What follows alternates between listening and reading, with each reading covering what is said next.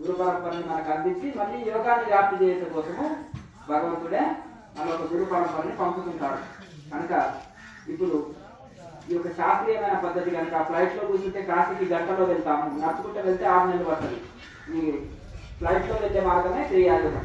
కనుక మనము నాభిక్రియ తర్వాత జ్యోతి ముద్ర వేస్తే మనలోని ఆత్మ చైతన్య జ్యోతిని దర్శనం చేసుకోగలుగుతాం. తిరిగి తర్వాత మనం ధ్యానం చేస్తే అనంతమైన శాంతిని ఆనందాన్ని అందుకొని మనోలయం జరుగుతుంది. జ్యోతి ముద్ర చేసిన తర్వాత ధ్యానం చేస్తే మనోలయం జరుగుతుంది. అది లేకుండా అంటే ఇందులో ఈ లోపల మనకు అద్భుతమైన ఫలితాలు కూడా వస్తాయి. ఒక ముద్రలో ఒక అనంతమైన ఫలితాలు ఉన్నాయి. అప్పుడు అద్భుతమైన ధ్యానం మనకు కుదురుతుంది. ఇవన్నీ లేకుండా ఊరికే మనం ధ్యానంలో కూర్చోవాలని ట్రై చేసినాం అనుకోండి, ఏమొస్తే నాడి మండల శుద్ధి లేదు, ఆసన శుద్ధి లేదు, శరీరం ఎక్కువసేపు కూర్చోలేదు, కాళ్ళ నొప్పి వచ్చే, నడుము వారిపాయ, ఇటు అటు వారిపాయ. దీంతో మనకేమొస్తుంది? నిద్ర వస్తుంది. మంచి సుఖమైన నిద్ర మాత్రం తప్పకుండా వస్తుంది. అది కూడా మనం చక్కగా కూర్చోక శివంలాగా పడుకొని నిద్ర పోతే సుఖమైన నిద్ర వస్తుంది. వంగి కూర్చుంటే ఆ నిద్ర కూడా మన పాలిటీ శత్రువే. ఎందుకంటే గొప్ప హాని చేస్తుంది, మెడ నొప్పులు నడుము నొప్పులు తెచ్చి ఇబ్బంది కలిగిస్తుంది. కనుక ఈ 6 నిమిషాలు చేసి ధ్యానం చేస్తే అద్భుతమైన ఫలితము మనకు వస్తుంది.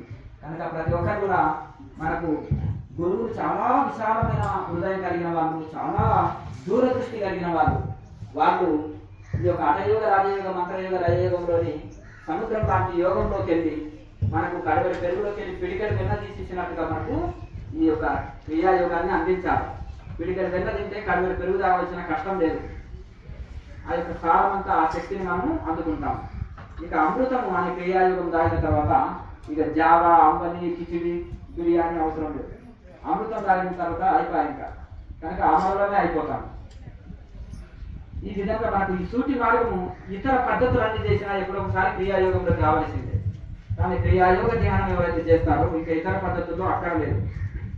ఈ ప్రపంచంలో ఎన్ని మార్గాలు ఉన్నామో అన్నింటిలోకి నేను ఎంట్రీ అయినా చిన్న బాబు నుంచి అనేకమైన సాధనలు, అనేకమైన గురువులను, అనేకమైన సంస్థలని, అనేకమైన పరిశోధన చేసి చేసి చేసి చేసి చేసి నేను మరి క్రియాయోగానికి దానికి డిఫరెన్స్ ఏంటి అనేది కూడా నేను గ్రంథాల్లో తెలియజేసినాను, ఎన్నో చోట్లలో కూడా తెలియజేసినాను. వాటికి దీనికి తేడా ఏంటంటే ఒక గురువు చివర మంత్రమాన చెప్తాడు, కానీ అవతల ఇంకేం చెప్పడు.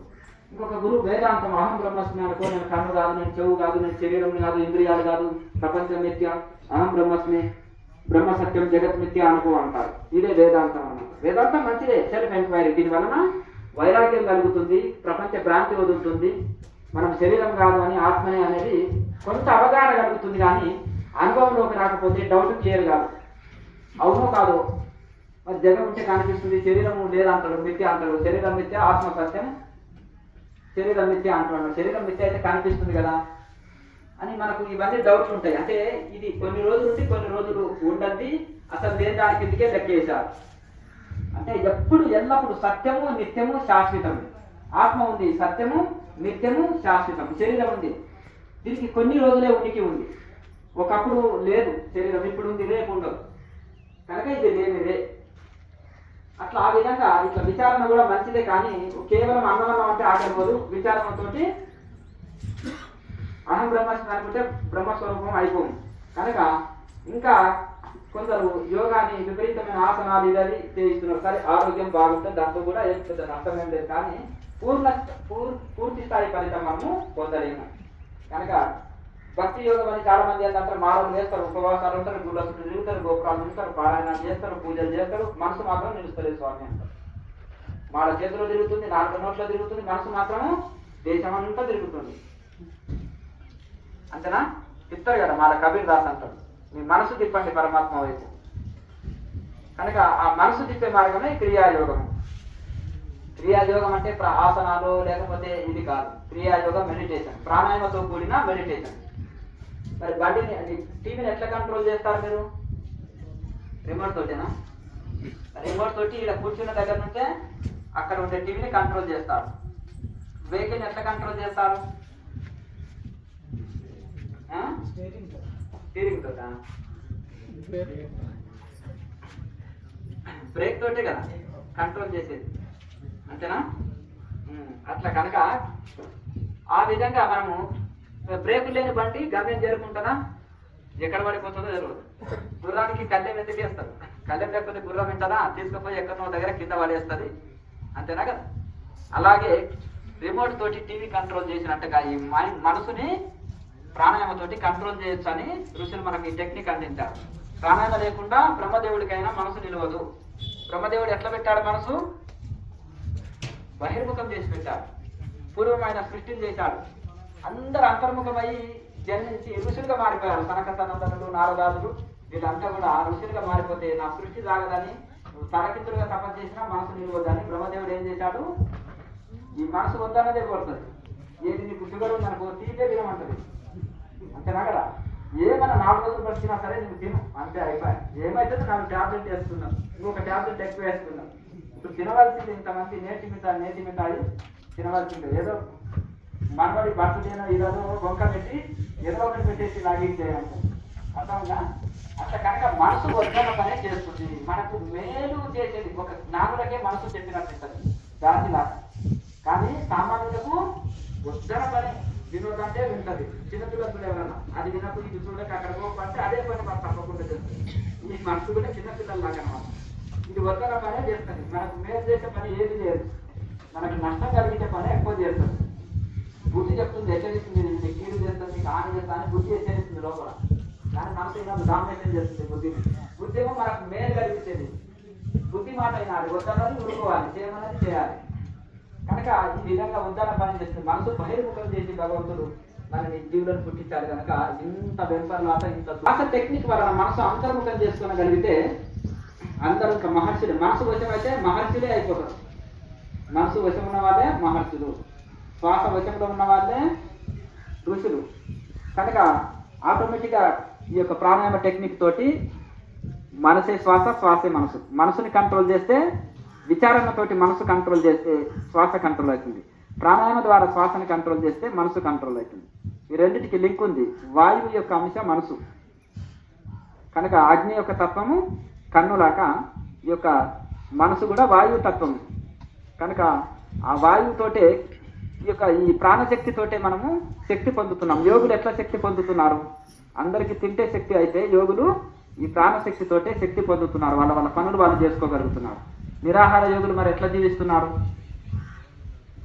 కనుక ఈ యొక్క ప్రాణశక్తిని తీసుకొని వాళ్ళు, మొక్కలు కూడా ప్రాణం తీసుకుంటాయి, ఆక్సిజన్ తీసుకుంటాయి కదా ప్రతి దాంట్లో.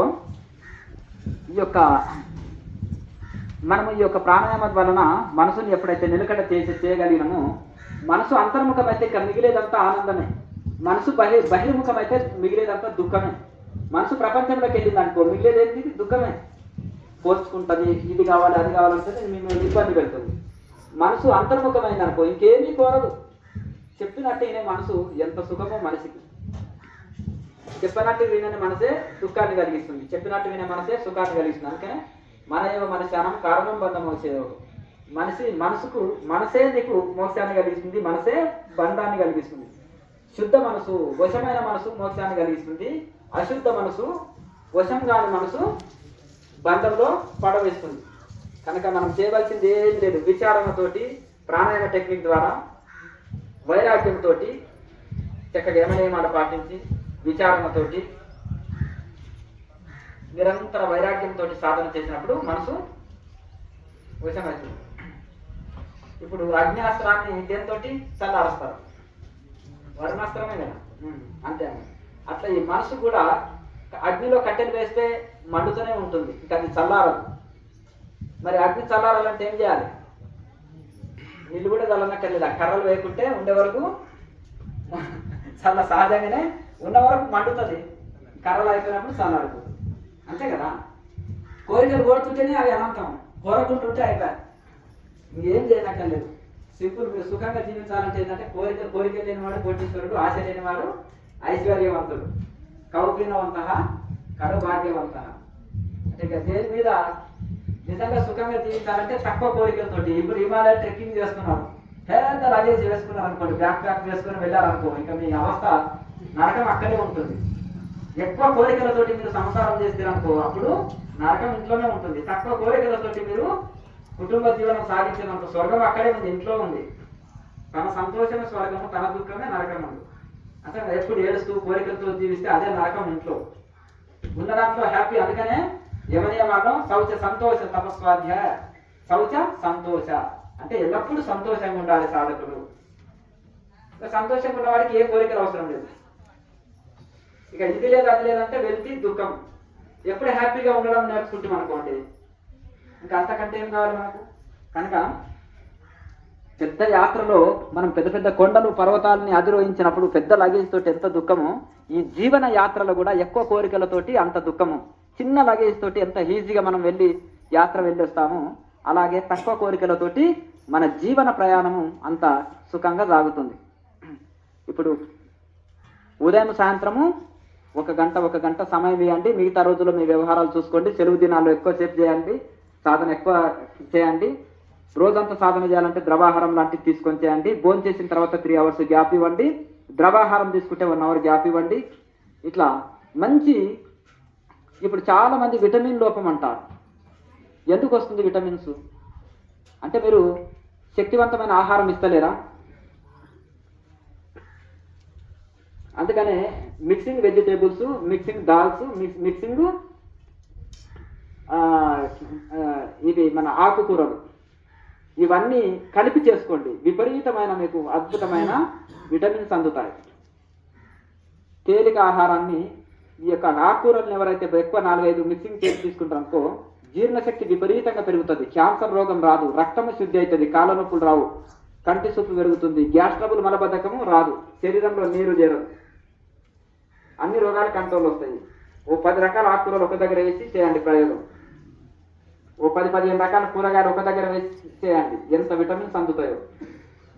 ఏ విటమిన్స్ తక్కువ ఉన్నావో దానికి సంబంధించిన ఫ్రూట్స్ కానీ, వెజిటేబుల్స్ కానీ, డ్రై ఫ్రూట్స్ కానీ అవి ఎక్కువ తీసుకుంటే అయిపోయి. ఇంకా ట్యాబ్లెట్స్ తోటి అక్కడనే ఉండదు కదా. ప్రతిదీ డాక్టర్ లిస్ట్ రాయాలి. మన బాడీకి మనమే డాక్టర్ కావాలి. అట్లా మన శరీరం చెప్తుంది. నీరసం వచ్చిందనుకో ఒక ముద్ద ఆహారం పెంచండి అంటుంది శరీరం. బద్ధకం వచ్చిందనుకో, సోమర్తనం వచ్చిందనుకో ఒక ముద్ద తగ్గిస్తే అయిపోయి, లేజినెస్ పోతుంది. రాత్రిపూట తినకండి, 4 గంటలకే లేస్తారు మీరు. అర్థమైందా?